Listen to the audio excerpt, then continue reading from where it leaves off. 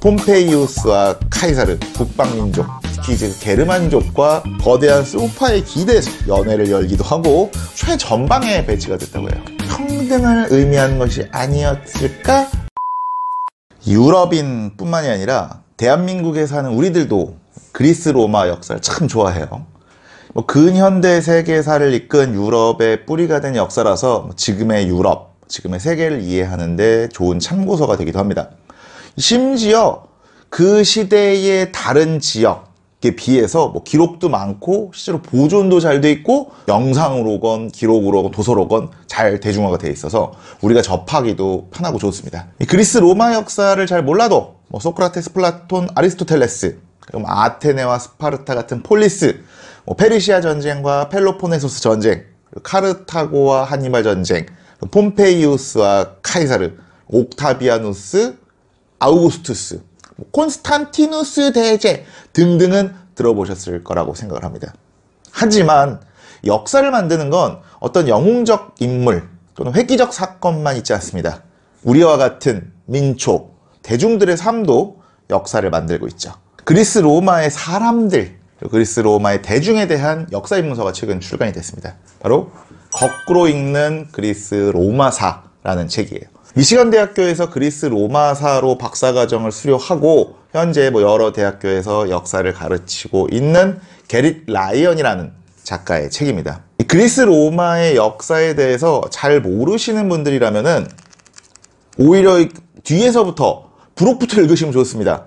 고대 시대에 대한 간략한 문답 시간으로 부록이 나와 있는데 그리스 로마의 역사가 왜 그렇게 중요한 거죠? 라는 질문부터 유스티니아누스의 동로마 제국에는 대체 무슨 일이 생겼나요? 라는 질문까지 고대 그리스부터 동로마, 비잔틴 제국까지의 역사를 간단하게 정리해주는 단원이 있습니다. 실제로 보면은 굉장히 정리가 잘 돼 있어요. 우선 이번 시간에는 그리스 로마의 간단한 역사에 대해 어느 정도 알고 계시는 걸 전제하고 그리스 로마인들의 생활상에 대해서 아는 척하는 시간을 한번 가져보려고 해요. 그리스 로마에 나체 조각상이 많은 이유는 뭘까요? 그리스 로마인들은 정말 바지를 안 입었을까요? 라틴어는 후손 언어가 많은데 왜 그리스어는 그렇지 않을까요? 코끼리는 고대 시대의 전투에서 어떤 역할을 했을까요? 지금부터 함께 알아보시죠.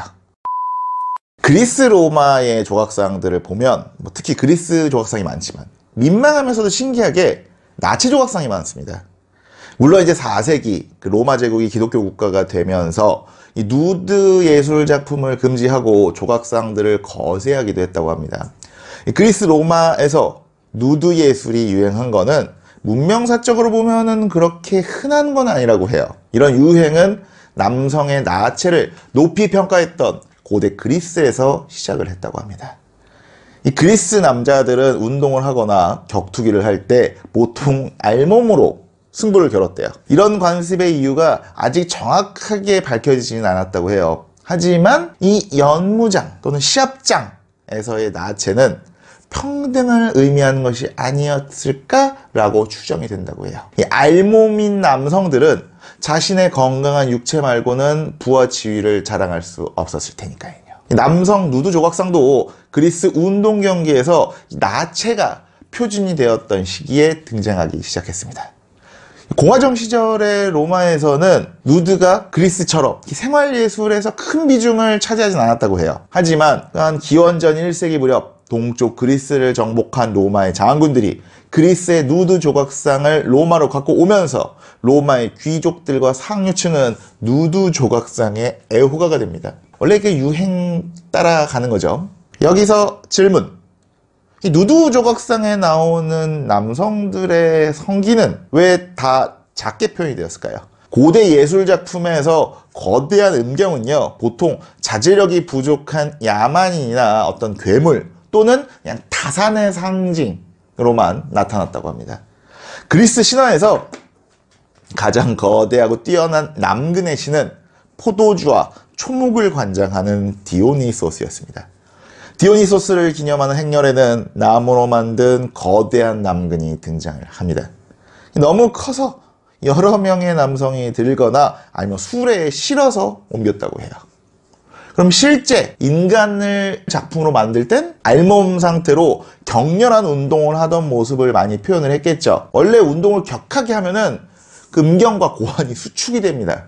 그리고 그리스 남성들은 보통 운동을 할 때 그 개매듭이라고 해서, 이게 손가락으로 표현하진 않을게요. 귀두 끝을 음경 뿌리 쪽으로 둥글게 말아서 귀두를 보호하고 움직일 때 음경이 움직임을 방해하는 걸 막았다고 합니다. 그리고 이 개매듭은 보통 자기절제의 은유적 메시지였다고 해요.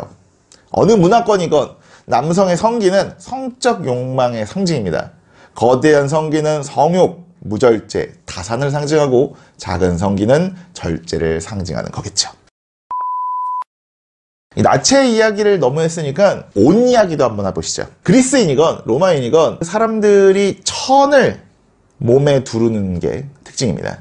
소재가 리넨이건 모직이건 면이건, 그리스 남성들은 망토 같은 겉옷인 히마티온을 두르고요. 그리스 여성들은 튜닉을 입고, 로마 남성들은 토가 등을 입고 다녔고, 로마 여성들은 숄 같은 망토인 팔라를 걸치고 생활을 했습니다. 그래서 이제 어린 시절에 보통 커튼이라든지 담요 같은 걸 이렇게 온몸에 두르고 로마 귀족을 흉내내는 장난을 치곤 했죠.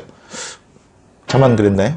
헐렁헐렁하게 몸에 걸치는 형태의 의복은 지중해 기후에 적합했고, 그런 의복 형태는 사회적 상황이나 날씨에 따라서 조금씩 유연하게 변형할 수가 있었죠. 물론 이런 형태의 옷은 추위나 습기가 있을 땐 불편했고, 올바른 형태를 유지하려면 항상 신경 쓸 게 많았고요. 그리고 호주머니도 따로 있지 않았습니다. 하지만 그리스 로마인들은 이 바지를 입지 않았습니다. 로마 그리스인들한테 이 바지가 어떻게 보면은 야만적인 이미지였다고 합니다. 아테네인들은 헐렁한 바지를 입고 그리스를 침공했던 페르시아인들을 떠올렸습니다. 로마인들은 온몸에 문신을 새기고 맥주를 벌컥벌컥 마셔대는 북방민족, 특히 이제 게르만족과 바지를 연결지었다고 해요. 그런데 어느 순간부터 로마인들이 바지에 백기투항을 하고 말합니다. 변화는 군대에서 시작을 합니다. 지중해 뜨거운 여름에 만들어진 무릎까지 오는 병사용 튜닉은요, 이 로마 북방 경계선의 겨울을 견디기에는 지나치게 바람이 잘 통했습니다. 기후가 추운 지역에 주둔하던 병사들은 야만족 기병들에게서 아이디어를 얻어서 모직이나 가죽 반바지, 그러니까 바지를 입기 시작했어요. 그리고 자연스럽게 더 추우면 추워질수록 전신, 발목까지 오는 길이의 바지를 입었죠. 그러다 보니까 이제 사령관들도 인간이니까 당연히 병사들을 따라서 바지를 입을 수밖에 없죠. 특히 3, 4세기 로마의 혼란기 동안 군인들이 정계에 진출하면서 이 군사복장, 바지를 유행시키면서 일반 시민들도 튜닉을 바지로 바꿔 갈아입기 시작합니다. 4세기 말에는 이런 관행이 너무 만연하면서 로마시, 로마시티에서 칙령으로 바지 착용을 금지했어요. 하지만 칙령이 내려지고 수십 년 만에 원로원 의원들이 황제 앞에서도 바지를 입기 시작했습니다. 여기서 질문. 통기성을 선호하는 로마인들이 속옷은 입었을까요? 여성들은 그 브래지어 형태의 원형이라고 할 수 있는 가슴 밴드를 보통 착용했다고 해요. 당시에는 희한하게 작은 가슴이 매력적이었어서 많은 여성들이 가슴을 납작하게 만들려고 밴드를 사용했다고 합니다. 스포츠 브라 같은 거였죠. 가슴 밴드는요, 연애 편지라든지 독약병을 숨기는 임시 주머니 용도로 사용했다고 합니다. 가슴 밴드를, 그리고 또 머리 주위에 이렇게 감으면은 두통이 완화된다는 썰도 있어서 이렇게 가슴 밴드를 차다가 이렇게 머리에 얹히기도 했대요. 신기하죠? 남자들은 어땠을까요? 운동할 때도 나체로 하는 걸 좋아했는데 속옷 입는 걸 좋아했을 리가 없죠. 그리스 남성들은 튜닉 아래 아무것도 입지 않았다고 합니다. 로마 시대에는 일부 남성들이 그 아랫도리에 그 씨름할 때 하는 삿바같이 생긴 그 로잉클로스라는 걸 걸치고 토가를 입었다고 해요.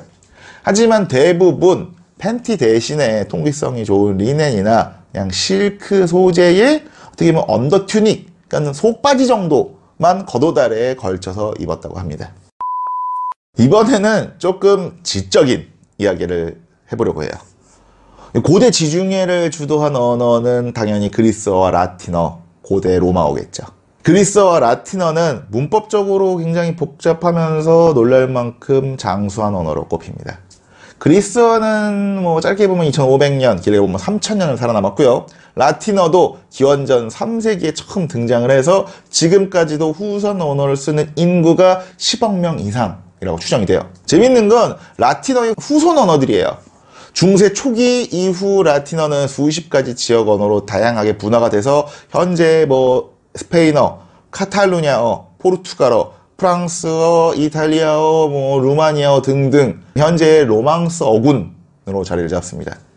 반대로 그리스어는 상대적으로 3000년 전의 모습을 많이 보존하고 그렇게 많이 분화되어 있지도 않습니다. 악센트가 조금 단순해지고 발음이나 문법이 조금 바뀌기도 했지만 언어의 기본적인 구조라든지 어휘들이 크게 변하지 않았습니다. 이 두 언어의 변화는 대체 왜 생긴 걸까요? 답은 크게 두 가지로 나뉜다고 해요. 첫 번째는 그 지역 사람들이 언어와 문학의 권위를 어느 정도로 생각했느냐입니다. 알렉산드로스 대왕과 사후 그의 후계자들은 그리스어를 동지중해의 정치와 특권의 언어로 확립을 시킵니다. 그리스 지방을 정복한 로마인들도 굳이 그 지위, 그리스어가 갖고 있는 지위를 없애지 않았습니다. 또한 그리스의 정통 문학에서도 고대 아테네의 방식을 계속 고수합니다. 그리고 동로마 제국, 비잔티움 제국 당시에도 문학 작품에서 고대 작품의 방식이 계속 이어집니다. 고대 그리스의 언어적 권위가 문학과 문어체에 살아남아서 고대 그리스어와 현대 그리스어를 연결시켜주죠. 반대로 로마 제국은 전성기에도 그 라틴어가 고정되지 않았다고 합니다. 장소, 문맥, 그리고 사람 화자에 따라서 달라집니다. 그리고 다양한 요인 때문에 지속적으로 진화하고 변화하고 달라집니다. 특히 글을 읽고 쓸 줄 모르는 90%의 로마 제국 백성들이 자기 지역만의 사투리를 만들어내요. 여기에 해당 지역을 지배한 제국의 수명이 두 언어의 운명을 가릅니다. 그게 바로 두 번째 이유입니다. 서로마 제국이 멸망하면서 고전 정통 라틴어를 쓰던 상류층들이 흩어져요. 특히 서로마 제국 지역의 게르만 왕국들이 들어서면서 라틴어 사투리와 게르만 언어가 섞이고 각 지역의 언어로 발전을 합니다. 특히 12세기 르네상스와 함께 구어체 문학이 폭발적으로 발전을 하면서요, 각 지역의 언어가 그 지역의 정통 언어로 정립이 됩니다. 반대로 아시는 분들은 아시겠지만 동로마 제국은요 15세기까지 서로마 제국이 멸망한 이후에도 1000년을 더 갑니다. 이 고대 그리스어의 패러다임을 유지해온 동로마 제국이 1000년을 더 가면서 다양한 언어로 발전하지 않고 그리스, 동로마로 계속 보존이 되죠. 특히 동방정교회라고 불리는 그리스 정교회라든지 그리스의 민족주의 덕분에 그리스어의 보존도는 더욱 강해집니다. 이런 이유 때문에 그리스어는 로망스어군과는 많이 멀어지고 20세기, 21세기를 주도하는 영어의 관련성도 적습니다. 반대로 영어의 어휘들 절반 정도에는 라틴어 계열에서 유래가 된 단어들이 많다고 합니다. 현재 우리가 쓰고 있는 언어들마저도 고대 그리스 로마 역사의 영향을 받은 셈입니다. 사람 이야기만 했으니까 이번엔 간단하게 동물 이야기를 한번 해볼게요. 현존하는 동물 중 가장 강한 동물은 무엇일까요? 사자, 호랑이, 곰? 저는 코끼리라고 생각을 합니다. 원래 싸움할 때는 체급이 깡패예요. 사자, 호랑이가 코끼리를 못 이깁니다. 이 고대 지중해에서 벌어지는 전투에서도 코끼리는 꾸준하게 등장을 했습니다. 이 전투 코끼리 부대는 카르타고의 명장 한니발과 함께 알프스 산맥을 넘어서 공화정 로마로 진격을 했고요. 또한 로마 군대와 함께 유대 산맥에서 이스라엘로 진격을 합니다. 그런데 갑자기 고대 세계의 전투 무대에서 이 코끼리들은 홀연히 사라집니다. 코끼리 부대는 대부분 최전방에 배치가 됐다고 해요. 적군에도 코끼리가 있다? 그럼 코끼리 부대끼리 먼저 싸웁니다. 옆구리를 노려가지고 이렇게 활을 쏘거나 병사들이 창을 찔러요. 근데 적군에 코끼리가 없다? 그러면 그냥 바로 돌진시키는 겁니다. 주로 이 코끼리 부대는 기병대와의 전투에서 효과적이었습니다. 코끼리 특별 훈련을 받지 않은 말들은요, 코끼리의 외관이라든지 이 냄새만으로도 겁을 먹습니다. 물론 일반 보병에게도 굉장한 공포의 존재였죠. 하지만 이 전투 코끼리가 전투에서 무적은 아니었습니다. 우선 이 포로로 잡아온 코끼리의 외양과 냄새에 그 말, 기병과 병사들이 익숙해지게 합니다. 참호를 파거나 수레로 바리케이트를 치거나 또는 그 쇠못 형태의 마름쇠 있죠? 마름쇠를 뿌려서 지뢰밭을 만들기도 합니다. 그리고 터질 듯한 나팔 소리에 코끼리가 겁을 먹기도 하고요. 불화살 또는 투석구의 집중 공격에 등을 돌리기도 합니다. 그리고 못을 촘촘히 박은 방패, 헬멧, 하이바 그리고 갑옷으로 무장한 코끼리 전담 부대도 있었고요. 이 코끼리가 불을 싫어하고 돼지 울음소리에 겁을 먹어서 불타는 돼지를 코끼리한테 던지게 됐습니다. 다시 말하면 노련한 장군 그리고 잘 훈련된 군대한테 코끼리가 아예 방어하지 못하는 건 아니었다는 겁니다. 전투에서 코끼리가 오히려 짐이 되기도 했어요. 나무가 있는 숲이, 성문이 있는 도시가, 거친 지형에서는 코끼리를 전투에 활용하기 어려웠습니다. 물론 이제 가장 큰 리스트는 쉽게 공포에 질리고 아군에게도 엄청난 피해를 줄 수 있다는 겁니다. 일단 코끼리가 발광을 하기 시작하면은 아군과 적군을 구분하지 못할 거 아니에요? 아군에게 피해를 줄 수 있는 코끼리의 성향은 양날의 검인 셈이었죠. 이런 이유로 로마인들은 코끼리를 전투에서 이용하는 걸 결국엔 나중에 관둬버립니다. 오히려 콜로세움 같은 원형 경기장에 이 코끼리가 등장했어요. 코끼리들은 초대형 튜닉을 입고 화관을 쓰고 거대한 소파에 기대서 연회를 열기도 하고 완전 무장을 한 채 관중들 앞에서 결투를 하기도 합니다. 덕분에 코끼리 공연단은 큰 유명세를 탔다고 해요. 거꾸로 읽는 그리스 로마사는 36가지 질문을 주제로 그리스 로마인들의 생사고락을 보여줍니다. 현지에서 직접 탐사를 하고요. 그리고 풍부한 고고학 자료를 바탕으로 해서 우리가 무심코 지나쳤던 유물 속에 담긴 진실, 여러 영화 또는 기록 속에서 미화되고 왜곡되어 왔던 그리스 로마인들의 일상과 역사를 생생히 드러내주죠. 이 영상에서 모든 책의 내용을 다 담을 수는 없었지만 그리스 로마인들의 평균 수명과 키, 그리고 반려동물 키웠는지, 피임은 어떻게 했는지, 병원 진료 같은 일상생활, 경제생활, 그리고 사회생활, 노예들의 생활과 결혼생활, 신화와 종교의 이야기, 그리고 스포츠와 여가, 그리고 정치와 전쟁 이야기 등등 그리스 로마의 보통 사람들의 삶과 어떤 생각에 대한 이야기를 통해서 여러분의 지적인 욕구와 역사 읽기의 즐거움을 채워줍니다. 역사를 별로 좋아하지 않는 분들에게는 역사에 좀 더 흥미를 가질 기회를 줄 수 있고요. 그리고 역사에 관심이 있는 분들에게는 지식을 더욱더 풍부하게 해줄 수 있죠. 역사에 적당히 관심이 있으시면서 또 아는 척하는 걸 좋아하는 우리 두강생 분들에게는 어떻게 보면은 안성맞춤인 책이라고 생각을 합니다. 하지만 무엇보다도 지중해의 고대인들을 만나면서 영웅들의 위대한 업적 아래에는 보통 사람들의 일상이 있다 라는 어떤 역사 명제를 느끼기엔 더할 나위 없는 책이라고 생각을 합니다. 거꾸로 읽는 그리스 로마사를 읽으시면서 서양사를 넘어 인류 문명을 이해하는 데 중요한 단서를 찾기 바라겠습니다.